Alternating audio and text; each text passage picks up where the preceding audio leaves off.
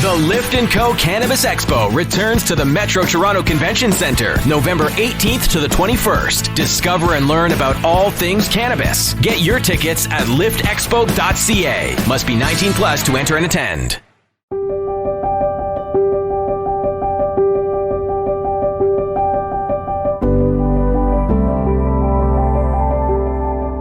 This is going to open up the doors to hemp products being regulated and authorized by the Department of Public Health. It's going to open up the markets. It's going to benefit farmers. It's going to do a lot of things that are going to help the farmers. There are definitely issues with the legislation, as there always will be, and we will continue to work on them, and we will continue to work together.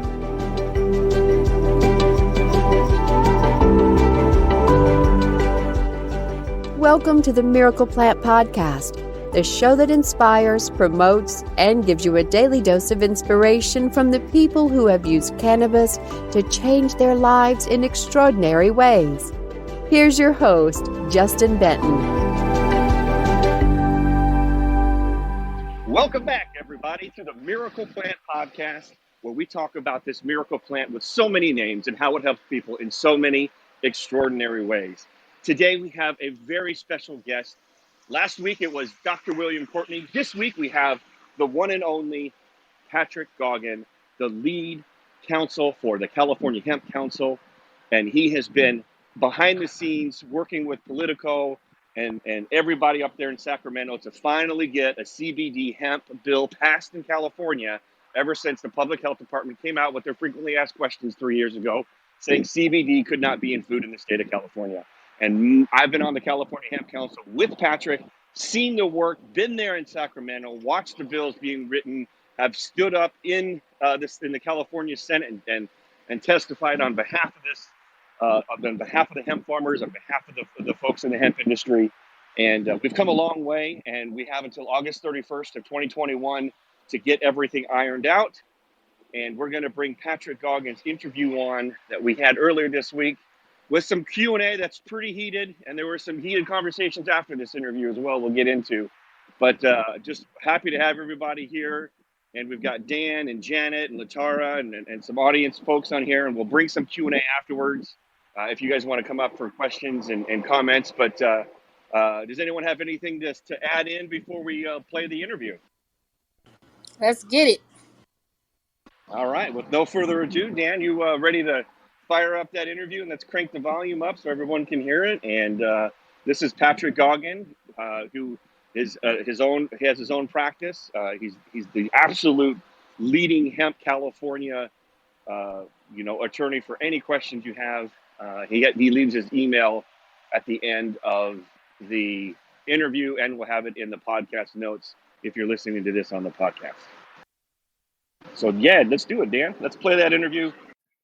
Welcome, everybody. We have an incredible episode, an incredible interview here at the Miracle Plant Podcast, where we talk about this miracle plant with so many names and how it helps the world and us on it in extraordinary ways. Today, we're bringing back a guest who was on earlier, Patrick Goggin, and we have a lot to talk about and catch up with Patrick. A lot's been going on in his world, and lots been going on in the world of California hemp and CBD out here, and he's the lead general counsel for the California Hemp Council.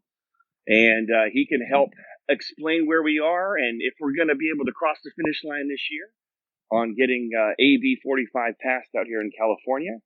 And with no further ado, Patrick Goggin, welcome back. How the heck are you? Yeah, so AB 45, this is a continuation of our efforts in the state to regulate hemp manufacturing that has really gone unaddressed since 2013 when we passed the hemp farming bill. And then it really comes on the heels of our Department of Public Health's FAQ issued in July of 2018, which essentially parrots the FDA's position that CBD is an adulterant and that it's a prohibited food additive and dietary supplement. And similar to what a number of other states have done, is we are trying to pass legislation that regulates hemp manufacturing as essentially food processing facilities and works to protect consumer safety at the same time, opens up the playing field to a regulated environment, which we believe will greatly open up avenues to retail shelves for our hemp farmers in the state. Wonderful, wonderful. And I know there's been a lot of confusion, and we've gotten this bill close to the finish line a few times. I'm also a part of California Hemp Council, and all the great work that you and Brett and Eddie are doing up there in Sacramento. How comfortable or how hopeful are you that we're going to be able to get this bill across the finish line this year? I think the deadline's August 31st. Is that right? Yeah, end of August is the end of the legislative session, and we're feeling fairly confident. We've been working on this for years. We've got a large coalition of folks working on it. We continue to face pushback from the cannabis space and some pushback from hemp farmers on various provisions. A lot of the cannabis manufacturers would like to see a THC milligram cap in these products and are fighting hard to get one in. We're pushing back strong on that. We don't believe that is needed. We've got a number of provisions that prevent intoxication from these products. But in terms of the procedure, where we stand procedurally, the bill has gotten out of the assembly. It's the House of Origination. It is in the Senate. It got out of Health Committee in, I think, the beginning of July, late June, unanimously in the Senate. So it has one or two more committees in the Senate, and then it'll go back for a concurring vote, and then it will go to the governor's desk. And I'd be pretty surprised if that didn't happen this year. Well, fingers crossed that after 3 years of trying to regulate this industry, because again, like you said, the California, Public Health Department put out the FAQ, frequently asked questions, basically saying that selling CBD in retail stores and food products and a list of other types of products that you would see on the shelf that the Farm Bill in 2018 made legal, they said it wasn't legal in California. And so they were literally raiding retail stores, taking products off shelves, CBD products off shelves, obviously chilling the entire economy of the hemp and CBD industry right at the very beginning.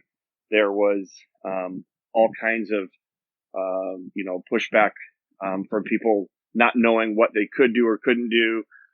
So many dozens of other states in our union have passed clear, defined hemp and CBD rules state by state, and California, we still haven't. So we still have gray areas where we don't really know what we're supposed to do, and it's what kind of effect would you say it has had overall on the industry by not having a clearly defined hemp CBD just rules in place in California? Well, I think most importantly, it's had an impact on farmers and consumers. Well, actually across the board, but it's reduced outlets for farmers to sell their hemp flower. It has made it so consumers don't feel as confident in the safety of these products because they're not regulated by a health department or agency, and it's hurt the manufacturers because there's a bottleneck in terms of processing material and getting product on the retail shelves, as well as a limited amount of retail shelves that they can get on, so as long as that FAQ is in place. So it's definitely stymied the growth of the industry in the state, and left a lot of sour tastes in people's mouths. Let's just put it that way. Well, and I agree, because I know, I'm obviously in the hemp CBD California space, and we have some retail stores and manufacturing and wholesale and distribution, and we've not expanded our product line simply because we don't know what rules we're supposed to play by. And there are some beverage options and some other product lines that we have ready to go. We've got systems in place, and we're ready to start manufacturing, and we're ready to start bringing them to market.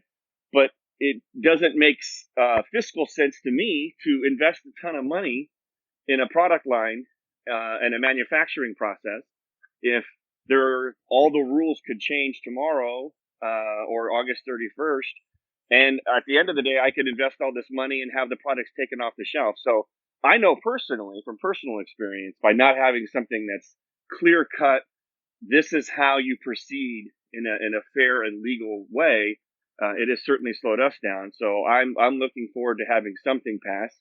And I think, as you said before, it was a great quote was, if nobody's really happy with the bill, it's probably a pretty good bill, because there's so much compromise and there's so many moving parts and there's so much influence from all different directions. And I know you, just to maybe give the audience who doesn't know much about you, maybe give them a little background of how long you've been fighting for this plant, mm-hmm. and how much you've been an advocate for hemp and cannabis.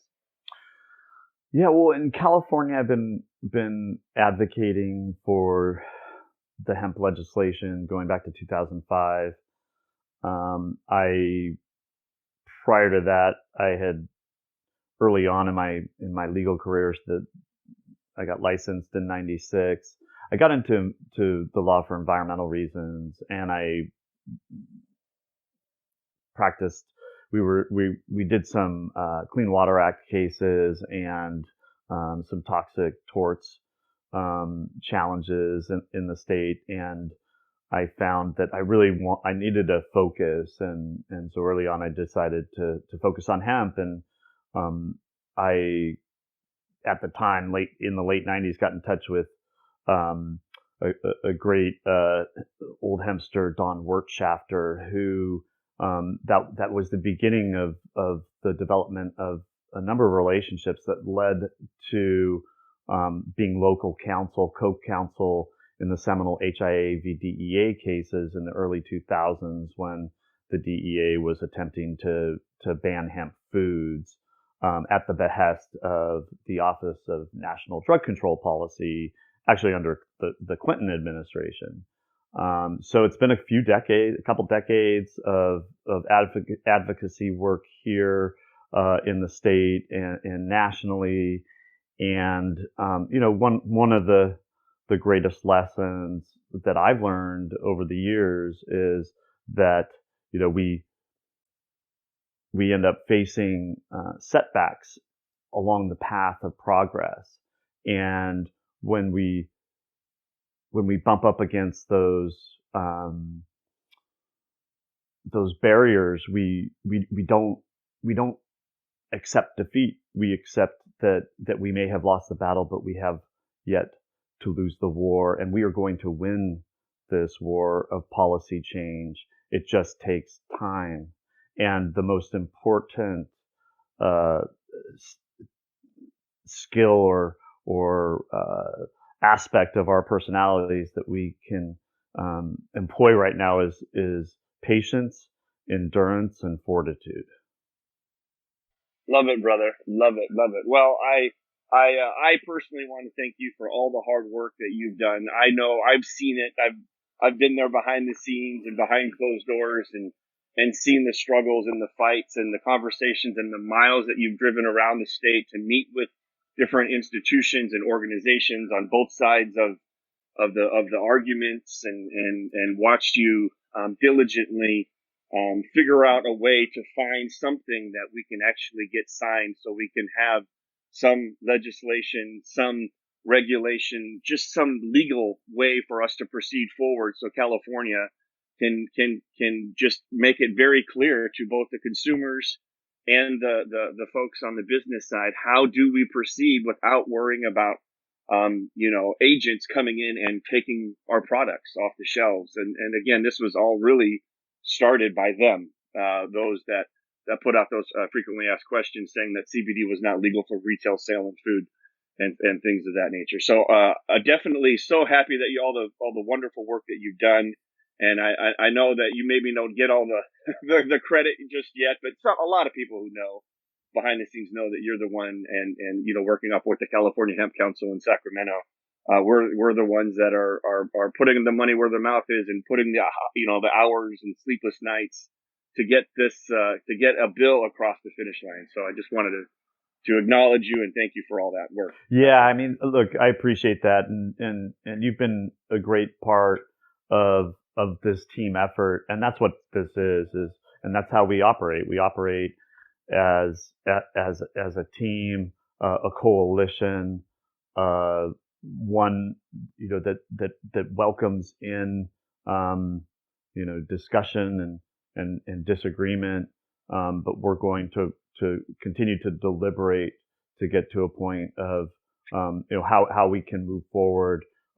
What compromises are we willing to make on that path of progress? And unfortunately, that just the nature of the legislative process is that you have to, particularly in the state of California, where the number of interests involved and the stakes are so high.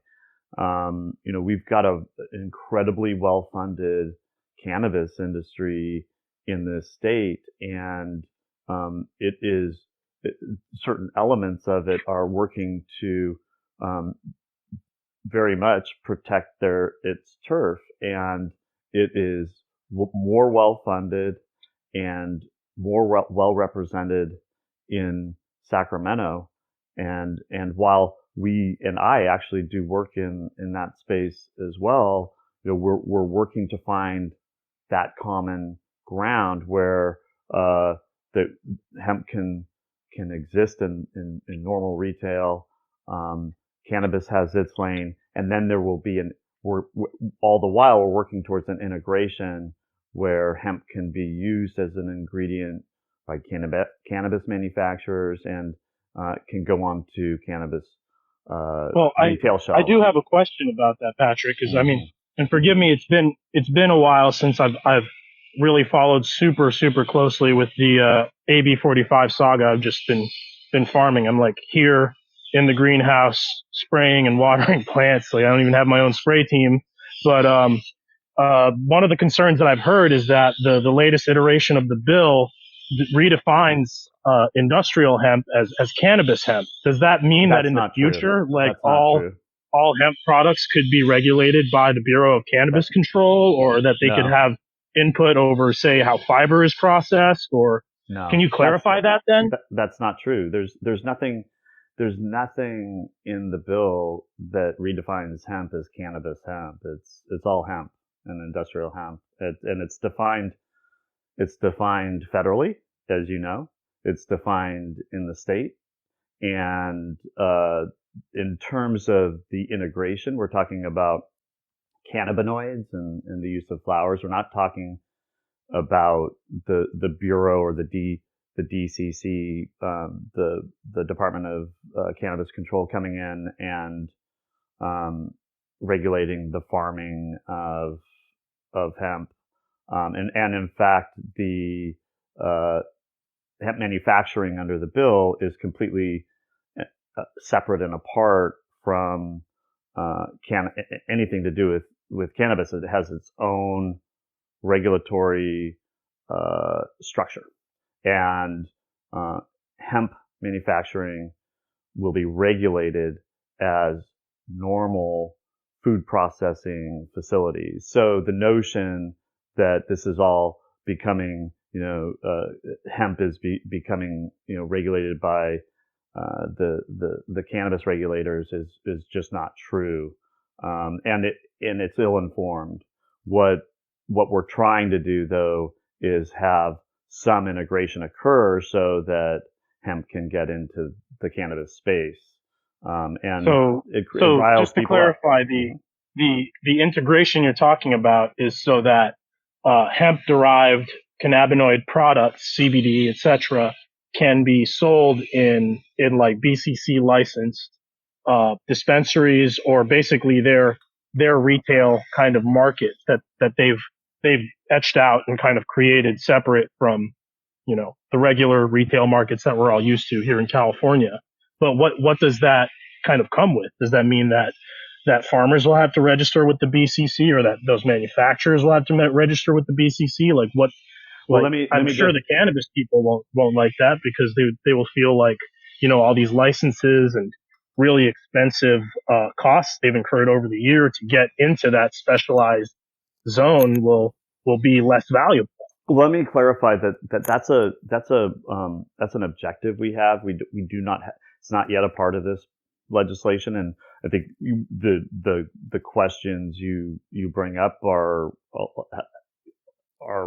in a lot of ways not fully answered yet, and so that's probably why it definitely won't occur in this session, and it'll be there could be some trailing legislation or a 2-year bill that's picked up on this next year where that could be included, but we're not there yet. I was pointing to where we're headed eventually. Love it. Is there any other questions? Milan, you're up here. I know there's a lot of confusion about the bill, and that's why I wanted to invite Patrick on to make, just have real clear-cut understanding and real clear-cut decisions. And if there is any questions that people have, let's get on the same page, right? Because we all love this plant, and we all want to be able to see this, hemp specifically thrive in California. And so I just appreciate that. There is something that I'd like to add, since Tony's on, and to the projects that are going on throughout the state that are working more towards the rest of the plant, beyond the seed and the flower to the fiber and the herds and the industrial, all the myriad of industrial applications. That is where we need to start paying more attention and putting more thought into how we are going to begin to take advantage of this incredible resource that we have at our fingertips. And I want to express a lot of gratitude and to Tony and to the folks that are in the trenches right now, plowing the fields on this and developing, doing the R&D for the future. Hopefully the future is not just now. I mean, way out there, but that it is now, and that is happening sooner than later. And we're going to continue to look at things that we can do in Sacramento to advance that. Yeah, absolutely. I second that. And I was up at, Tony was a part of, and Milan was a part of the hemp field days up in Riverdale and Lemoore, California. And we got to see these beautiful plants that Tony and Larry were working on. And they were like 15 or 20 feet tall. And we had like these hemp tunnels that we were walking through. And there's a bunch of videos on Instagram you can see now. And it was like an old corn maze, but it was incredible. And we saw that cotton mill being converted into a hemp mill that's actually running, and products are being made, and the fiber movement is happening. And it looked like it was the first fiber hemp crop that was being harvested in California dating back to 1994. So absolutely, Tony's been incredible. He's down here in Ventura County too. I get a chance to hang out and see his grows as well. And that's what I mean. I'm just happy that we're having an opportunity to talk and have just clarity about where we stand, where we are, what's to come. And I do definitely want to thank you both for being here. Looks like we had a couple more questions. Well, I mean, it's interesting. Like, I think we all are excited about the future of the industrial uses of the plant, but that's other part of the concerns about the bill is that, as fiber and grain and these industrial uses come more into focus, like these are really places for really large farmers, large conglomerates, agribusiness interests, where they're going to succeed because, as many, you all know, like fiber and grain production and CBD production also benefit hugely from economies of scale. Like there's massive economies of scale potential with that. And as we see fiber get established, it's going to be really large, really well capitalized interests, farmers with like legacy landholders. But really like the last remaining opportunity in hemp for small farmers right now is smokable flower. And that's like a lot of the concern about AB 45 removing smokable flower or banning smokable flower.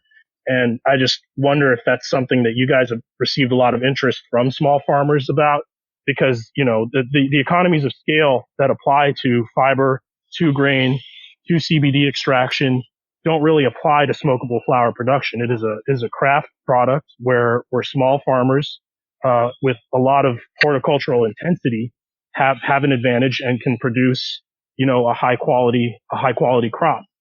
That's what a lot of the concern with AB 45 has been from what I've seen, people I've talked to. Yeah. Well, I think the economies of scale could ultimately apply there as well in the future. But that has been an issue that has been something that the governor and the Department of Public Health got some language into the bill that appears as if that it creates a smokable flower ban. And we've pushed back hard on it. The Department of Public Health puts up his hands and says we don't regulate smoking products. It's in the tobacco area. That all said, if folks look at the language clearly, and perhaps people don't want to hear this, but that the language that appears to be prohibitions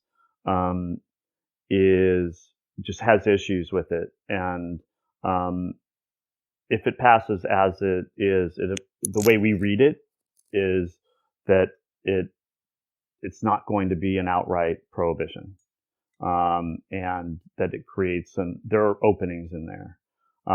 That said, loopholes to thread, in other words.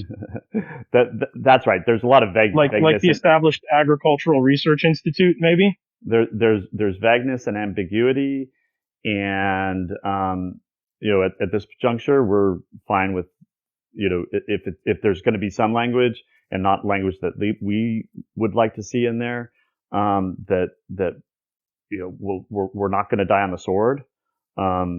If that language is still there, and we think that there's workarounds, but to the point is we're going to continue to work on it, and we want to try to get it, proactively covered. It's been a really tough nut to crack.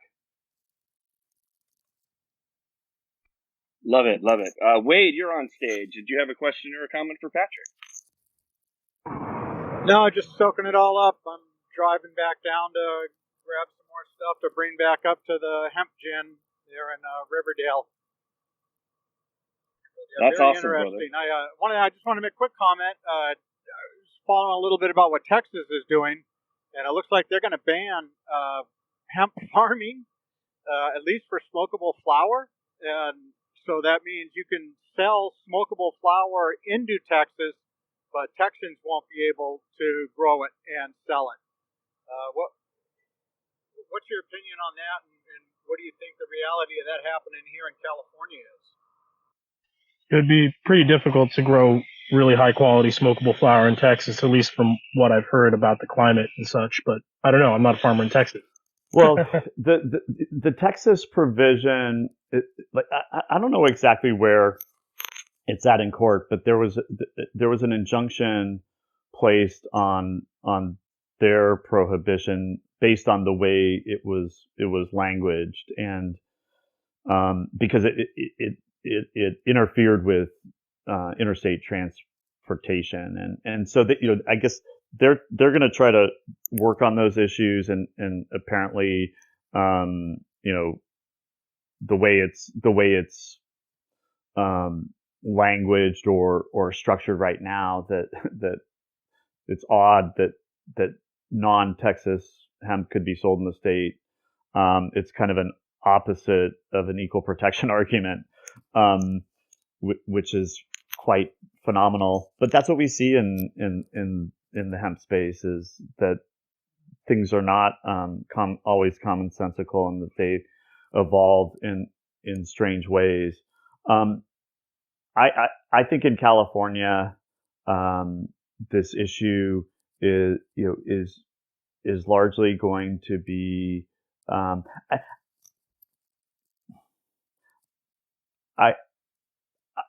I'm speculating, but I think that it may very well be a little bit like the FAQ in the first place, where Justin talked about there was some enforcement on CBD in the state, but it's been very limited and sporadic, and ultimately it will come down to is there interest in enforcing a provision that is vague and ambiguous, and that remains to be seen. It could need to be the administration or future administrations could see the need to possibly tighten up a prohibition, but we're going to fight hard to open that up, and we're committed to that. So I think it remains to be seen just how it unfolds in California, but it will be very different from Texas. Wonderful. Thanks for the insights. I see we have Chris Boucher up on stage here. Do you have a question or a comment, Chris? Yeah, thanks for letting me on, and good to see everybody here. And I have a little spotty service here, so I kind of didn't hear everything. And but yeah, it's good that you guys are talking about it. And our concerns with the Hemp Farmers Guild and all the farmers we work with. And again, I think Tony's mentioned it's just the smokable flower, the Cannabis Control Board. Emergency regulatory action can be taken at any time. Any part of the plant can be deemed unsafe or unhealthful. Just the way the bill's written. Chris, I'm sorry to interrupt, but the Department of Cannabis Control has no authority over hemp under this bill. It can. So I believe there's a name change of the industrial hemp. It's hemp no, there is not. It's hemp or industrial hemp. It's not been referred to as cannabis hemp. So that's not accurate. So where it says the Cannabis Control Board could have regulatory insight and be able to impose emergency regulations, maybe I'm reading it. Yeah, I think maybe you might want to cite it specifically, and maybe we can have a follow-up conversation. I don't know if we have time here for that. We've had several lawyers review it, and it's just written very poorly from what we've seen, and with no input from any of the farmers. And Chris, we've had all kinds of outreach and whatnot. But let's you and I've talked a lot about this, and let's just say that this legislation has been being worked on up in Sacramento for the past 3 years, and as you know, just like with the hemp farming legislation, it's a sausage making process. There's a significant amount. We've been invited, but at $15,000 to join the group, and I'm just being straightforward. And I know there's a lot of candy coating, but from our group and from our analysis from several different people, it's just the way it's written. It's not productive for smaller farmers, local farmers, and industry in a whole. And we can look at it 10 different ways, Patrick. We were not invited unless we could have paid to become part of the association, and a lot of people can't afford that type of fee to be on the board. So on the Okay, well, grassroots. but Chris, this isn't a debate right now Oh, no, about no. that. I mean, look, you and I are we're I just want to amicable. interject to clarify to anyone who's listening. Just want to make sure we're on the same page. Chris, when you were talking about the association, which organization were you referring to again? To pay with the California Hemp Coalition. No, it's the California Hemp Council. Somebody else has decided that they wanted to create the California Hemp Coalition and adopt that acronym. But I'd rather not debate these things right here on this. No, it's not a debate. It's setting. Just from our view. I'm not debating. That's another time. But yeah, I mean, it's just our opinion. And I wish Josh was on, or also Justin, but they didn't make the call. So yeah, it's just we have different opinions, and what farming groups were involved, hemp farmers, in crafting this, and then looking at the sponsorship from the outside lobbyists that are involved in it, the cannabis beverage industry, Canopy, the CCIA. It's definitely there's a lot of questions than answers, and again, I'm not here debating, but there's cracks in the wall, and we're here just to try to really look down the road and look at the future. Whether it's look, the future, Chris, is that this is going to open up the doors to hemp products being regulated and authorized by the Department of Public Health. It's going to open up the markets. It's going to benefit farmers. It's going to do a lot of things that are going to help the farmers. There are definitely issues. Let me finish what I'm saying. There are definitely issues with the legislation, as there always will be, and we will continue to work on them, and we will continue to work together, and we will continue to listen, and we'll continue to do our best, and we'll continue to advocate the best way we know how for the industry. And I'd kind of like to leave it at that, Chris. If we want to talk further offline, I'm happy to do it.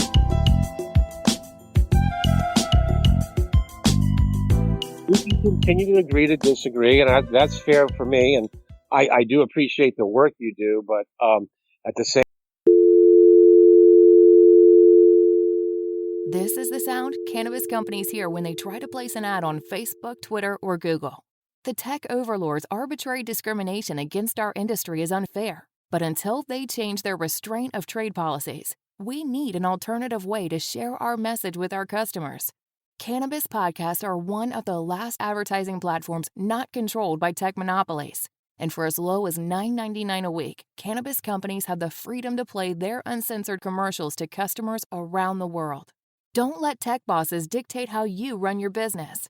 Go to PodCONX.com. That's PodCONX.com. And for just $9.99 per week, you can go from this to this.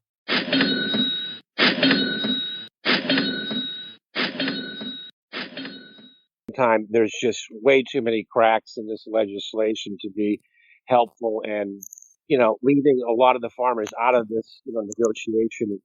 I think down the road, we will sit down and maybe craft a new bill, and we'll also wait for the FDA to do the regulatory framework for CBD.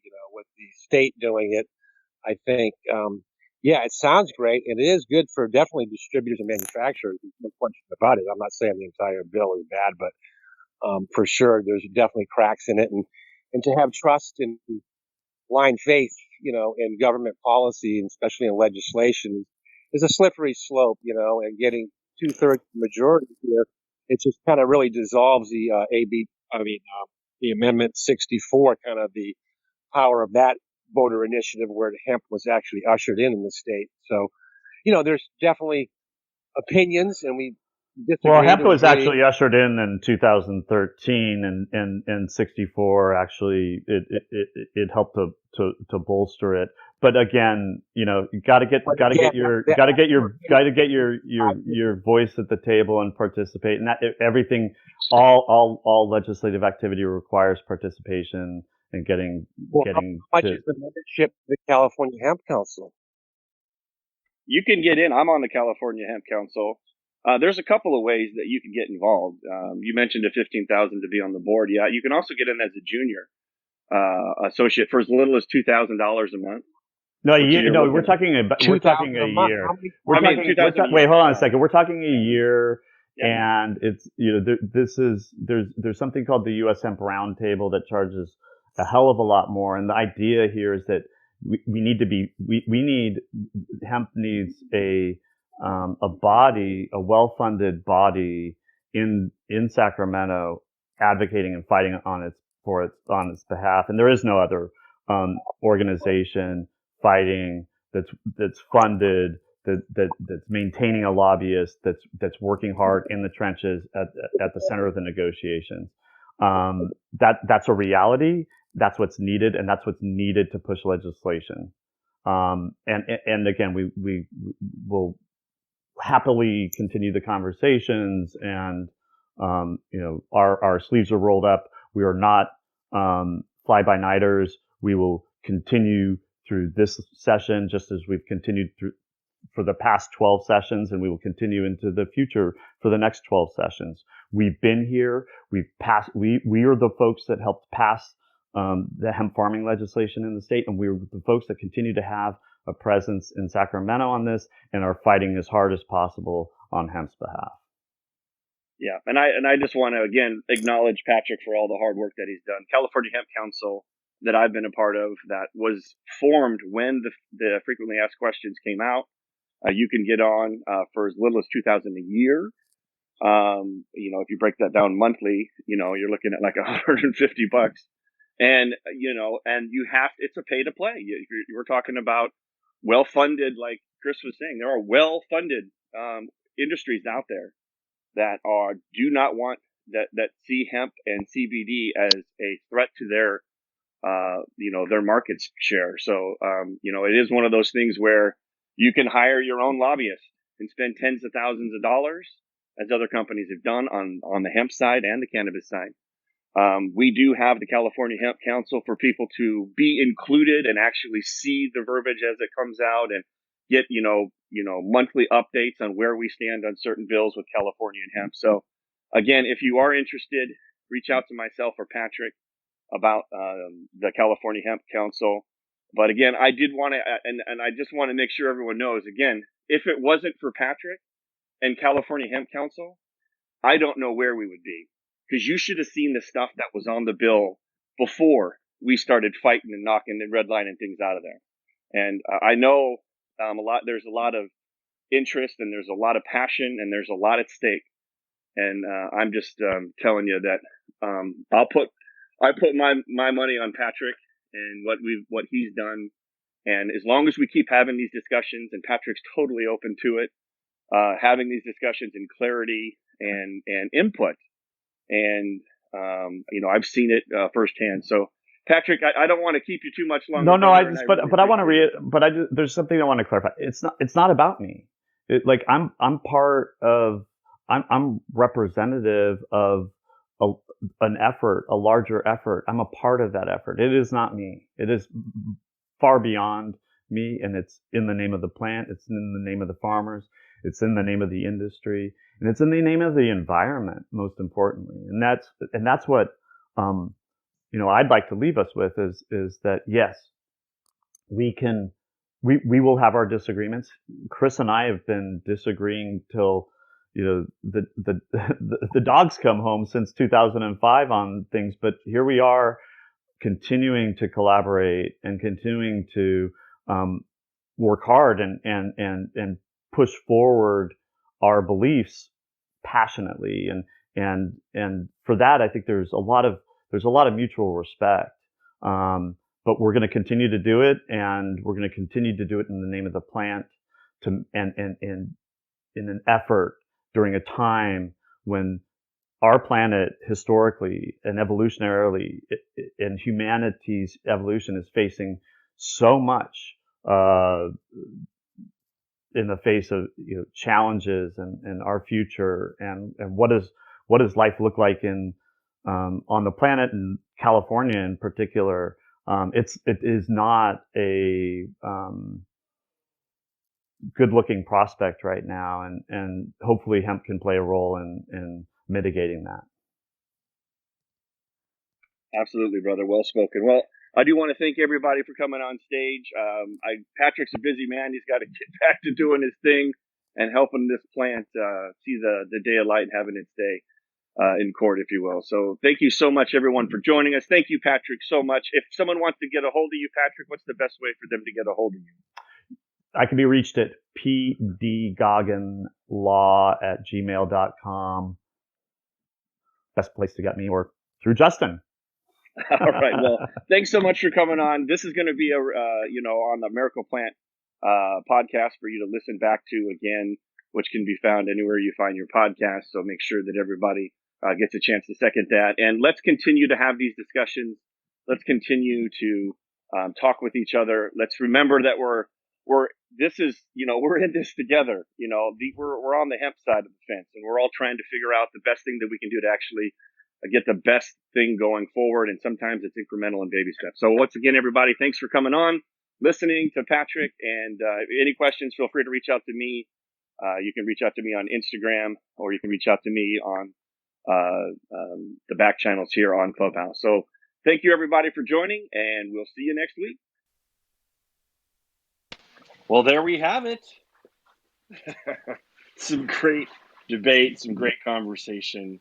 And, I'm just so glad that we have this recorded, and that this will be, it'll be there for reference, and if people have questions about where we stand or where we stood, that they can come back and listen to these conversations and understand from the horse's mouth where we stand, what's really going on, what are the real issues, what's the real context. And I love all that Patrick's done. So any comments or questions from anybody here?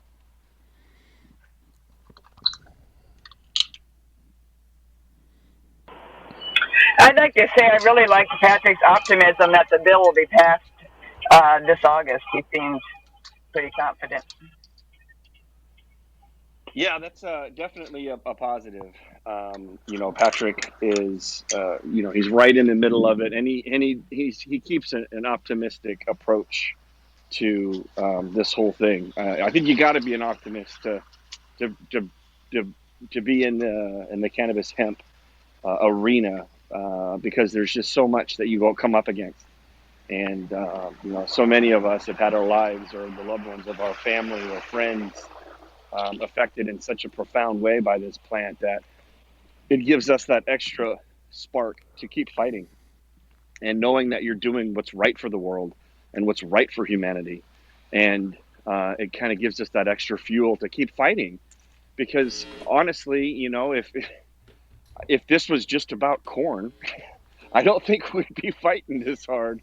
And I do love me some sweet corn growing up in Omaha, Nebraska. Don't get me wrong, but if it was just corn, I don't think we'd be fighting as much as we have, because it is this cannabis hemp miracle plant, and it's helped people in such extraordinary ways that we just don't ever give up. And so long as, like Patrick said there at the end, so long as you keep it about the plant, and you keep it about doing the right thing and helping out your fellow man and helping out the environment, then things are going to work out in the end. We just went on an 80-year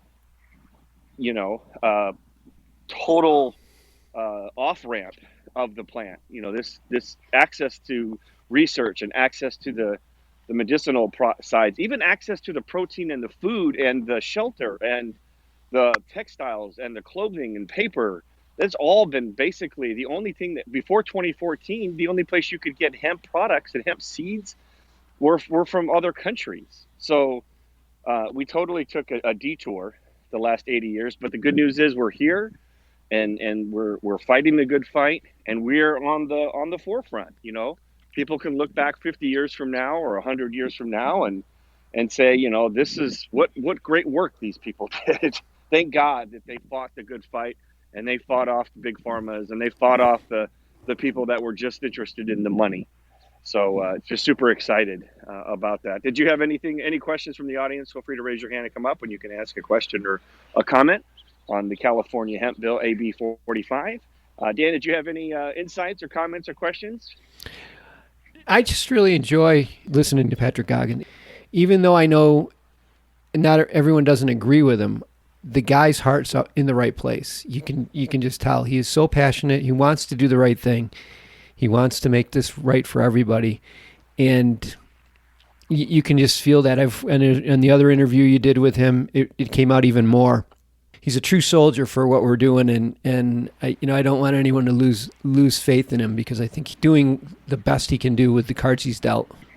Absolutely, and when you meet Patrick and you get to have a conversation with him, and you look at his body of work of what he's done for this plant, especially in California over the last 2+ decades, it's hard to argue that his heart isn't in the right place, and that he hasn't got the results. I mean, he's gotten the results. He was there with the DEA, fighting lockstep to keep access to this plant, amongst all types of attacks from all types of different organizations around this country and around the world. So, and even in this conversation, as I talked about before we went live, I started getting phone calls. I started getting people trying to intimidate me, and because they were so passionate about this bill, and they believe that it was somehow wronging the farmers or things like that, and that's the part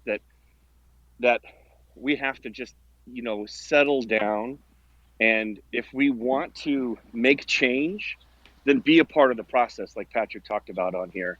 Then show up in Sacramento. Then join organizations like the California Hemp Council or other organizations that are actually involved in the process of writing the bill. Don't just be a hater. Don't just be someone who puts the bill down, who talks smack about it, who isn't involved in writing the bill.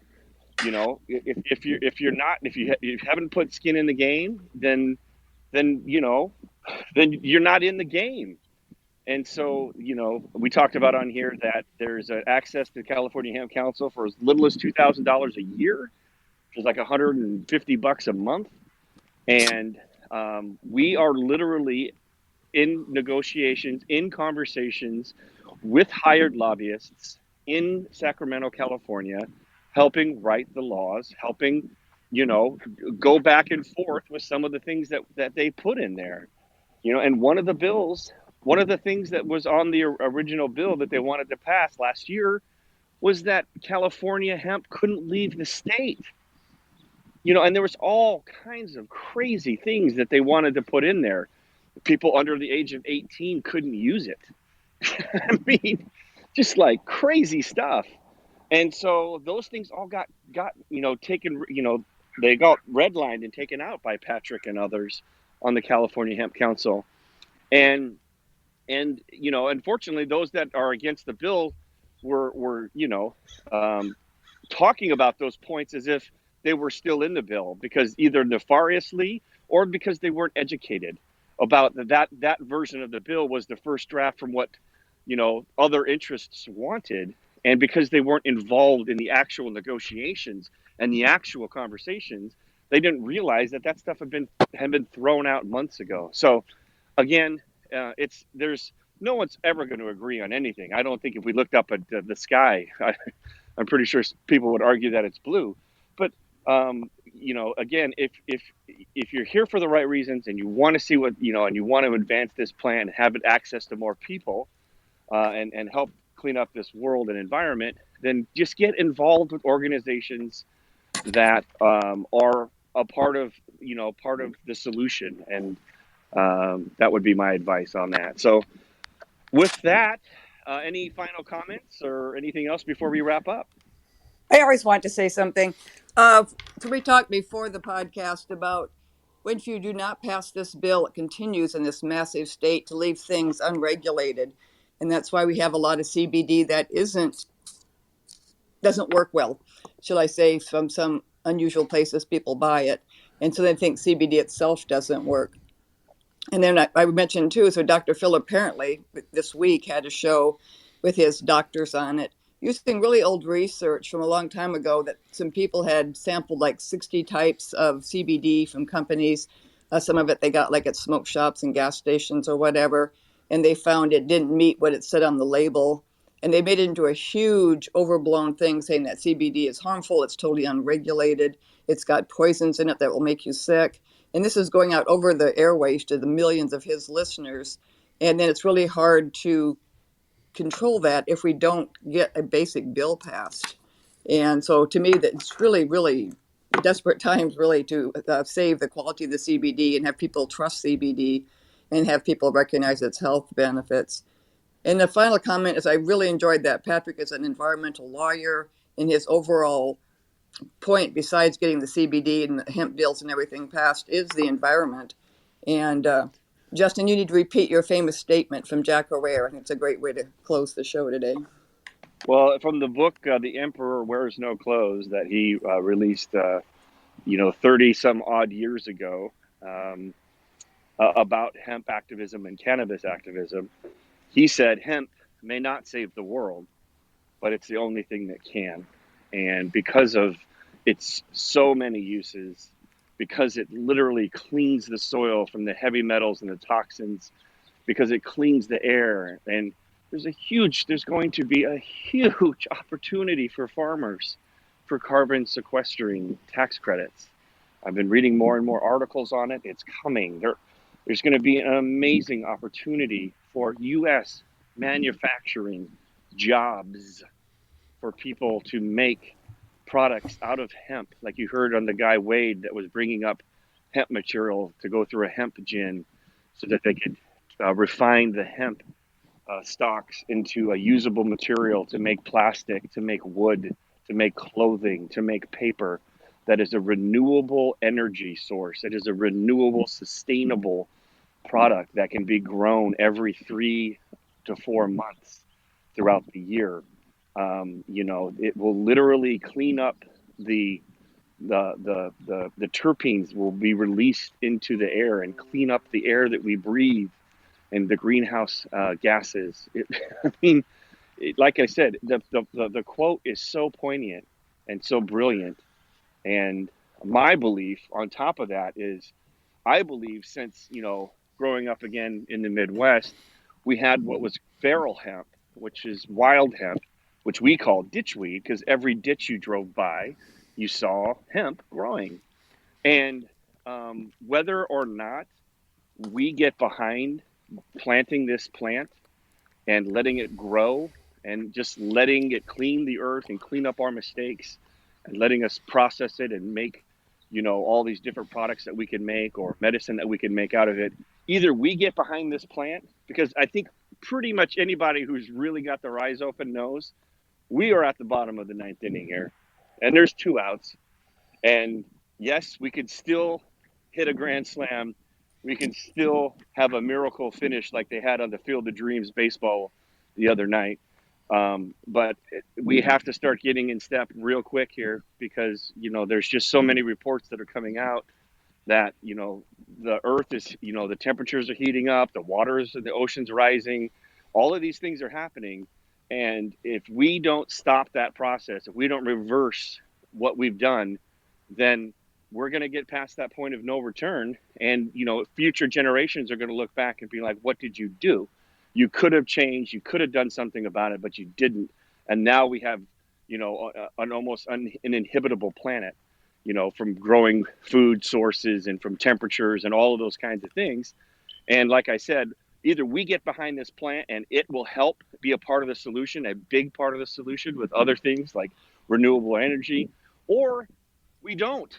And just like the dinosaurs, we're not around anymore. And then hemp is going to still keep growing, and it's going to still clean up this planet for the next, species that gets its shot, So at the end of the day, this beautiful miracle plant, we still have an opportunity to make a difference. And what that means is passing common sense laws in California so the industry can open up.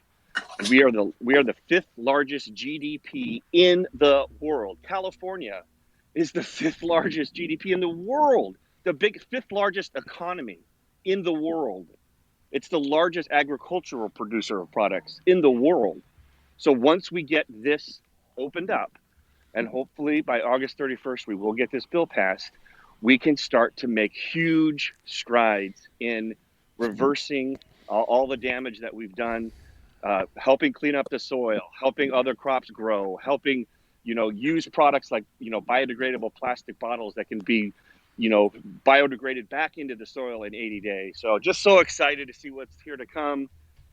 Be a part of the solution. If there's anything I can do to help you or educate or connect you, you can find me, J Benton at 101cbd.org is a good email address. And with that, at the end of every show, we say heal the world, because that's what we're doing, passing laws and working with doctors and researchers, and can't wait to just keep doing our thing, one show at a time, one day at a time, one family at a time with this miracle plant. So on the count of 3, let's say heal the world, because that's what we're doing here at the Miracle Plant Show. Ready, everybody? Unmute your mics. 1, 2, 3. Heal the world! Woo! All right, everybody. Have a great week. Have a great day. And take care of yourselves. All right. See you next week, everybody.